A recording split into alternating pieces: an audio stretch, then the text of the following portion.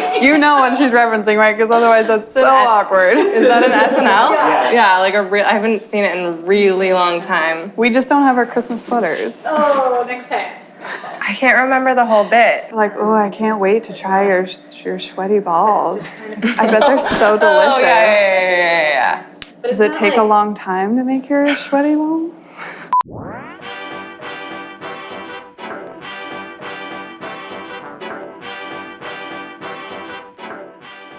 Hey guys, welcome to McConnell's Bake Room. I'm Shannon, this is Jordan, and today we're making oatmeal raisin cookies. We are actually in the dairy where McConnell's makes all of our ice cream and our production facility. This is kind of like an at-home recipe of a cookie that we put into one of our new fall ice cream flavors, our cinnamon oatmeal raisin cookie.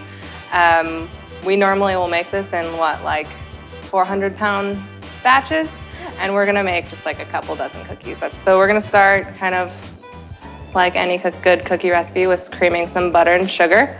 It starts with 6 ounces of butter, which is a stick and a half, and then 3/4 cup of sugar. So you wanna get the butter going? We buy our butter in pounds, and each stick of butter is 1/4 pound, so we're just going to make our own little sticks for reference. The butter that we like to use, most bakers do, we like to use unsalted, just because depending on the brand, you don't know how much salt they're adding to the butter. You don't want to accidentally have an undersalted or oversalted recipe. So unsalted is just the way to go. So if you're using a KitchenAid, I think I turned it to like 4. And then this is just, you can go even on like the stirring speed once it's all together, medium at the max. So right now we have a base of the stick and a half of butter, 3/4 cup of white sugar, and 3/4 cup of brown sugar. And we're just gonna cream that until it's kind of lightened in color and a little bit fluffy, just a few minutes until we add the eggs. So we're gonna turn the mixer off and add eggs and vanilla. You can tell that it's cream because it's got a little lighter color to it and it's really fluffy. And I've said fluffy like 5 times today, so that's fun. Okay, so this is kind of like a standard cookie recipe, just in general, where you cream the butter and sugar, and then you add your wet ingredients, and then you do your dry ingredients. So I'm gonna get our wet ingredients while Shannon preps dry. So this one has 2 eggs, and I'm just gonna crack these directly into the bowl. So typically we measure our flour in grams. That's the easiest way to get an accurate measurement of flour. But if you're doing this at home, we're doing a cup and a quarter of flour. And the best way to do it is to scoop loosely and pour it into the measuring cup. And then if you just want to kind of smooth it out on top so that you don't get too much. And I cheat sometimes I just scoop it. This has 2 teaspoons of vanilla in it as well. So 2 eggs, 2 teaspoons of vanilla. And then we're going to combine these into the butter and sugar.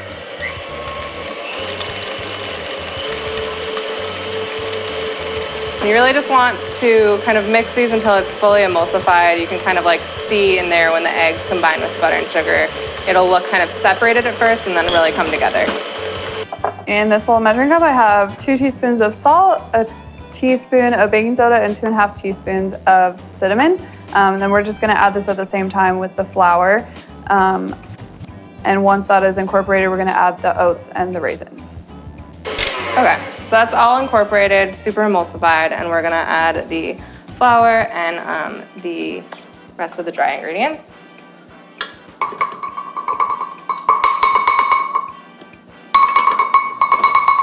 It's not going in. Go.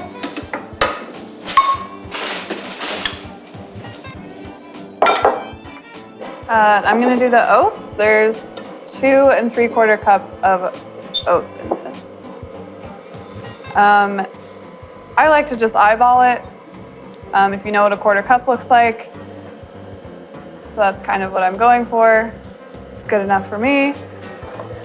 And it also calls for 3/4 cup of raisins. Once again, you can eyeball it. This is also something where if you want more or less or none at all, that's totally fine. Or nuts or chocolate chips. It's really just like whatever you want. So the flour and the dry ingredients are all mixed in here. You just kind of want it to be fully incorporated and then you want to add the oats and the raisins.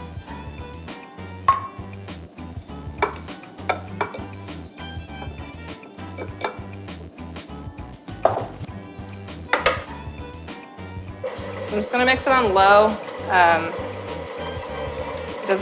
We don't need to add any air or fluff or anything, so we're literally just stirring it until it's totally incorporated. So that's it. It's a really simple cookie recipe.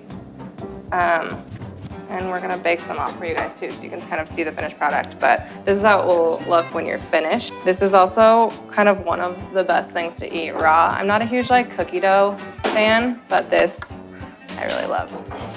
I'm gonna preheat the oven to 350.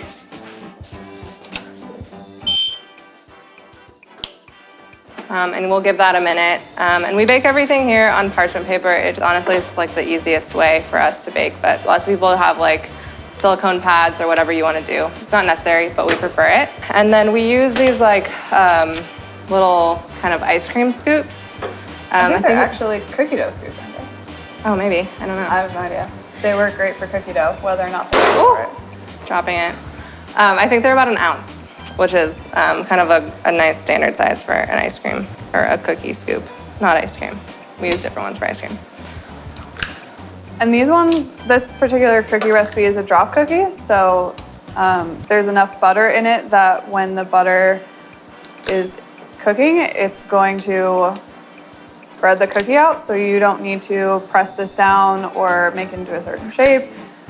Super easy, which is nice. We usually bake these for about 8 minutes. At McConnell's, I feel like we err on the side of doughy cookies. So if that's not your jam, you can totally just kind of keep going. These could be crispy if you just kept going with them.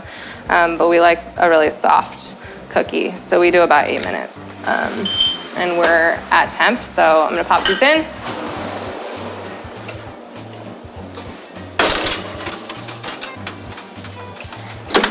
And Okay, what are we doing? Are we still filming? I thought we cut. so we just pulled some oatmeal raisin cookies out of the oven. And we're gonna just make an ice cream sandwich with our cinnamon oatmeal raisin cookie, because more is more around here. Do you want to do one and I'll do one? I think you got it. Oh, cool. Yeah. I've never done this before, so. Another first. Day of firsts. That was plenty. I've never had rosé. So this just allows you to keep your ratio in check, I think. It's basically just a cleaner way to make an ice cream sandwich instead of just using a scoop and it kind of go gets everywhere. lumpy.